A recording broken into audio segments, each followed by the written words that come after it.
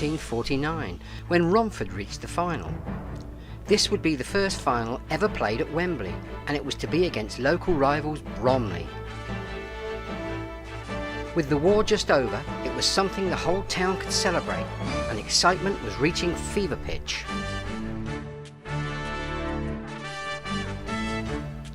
Romford at the time played at the famous Brooklyn Stadium. With a capacity of around 20,000, it was one of the biggest amateur grounds of its day.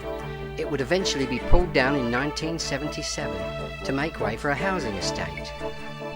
At the semi-final stage, only Crook Town stood in the way of a Wembley appearance, and it took a replay to get a result. Well, we had 2 games with Crook, one at West Ham, and we should have beat them there, I think, at West Ham.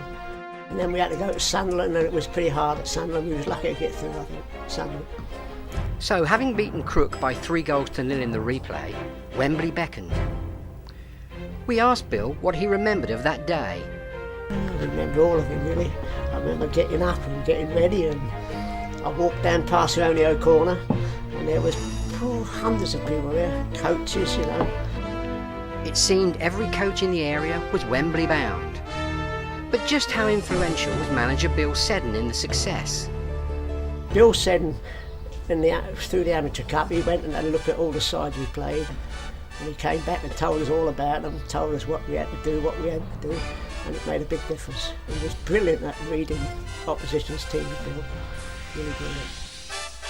Rare film captures the mood of the time as Romford prepared to leave for Wembley.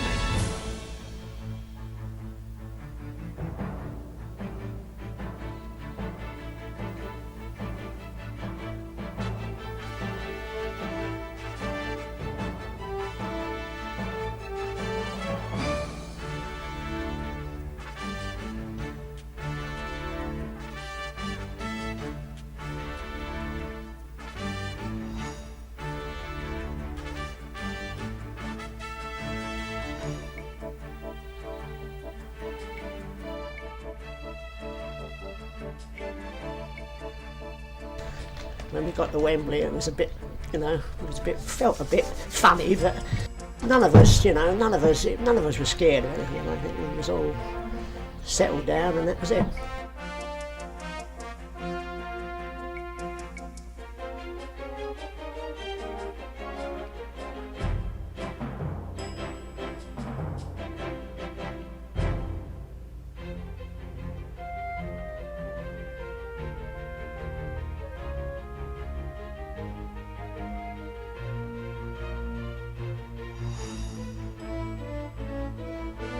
As it turned out, it was not the greatest of finals, and it was Bromley who were the winners by 1-0.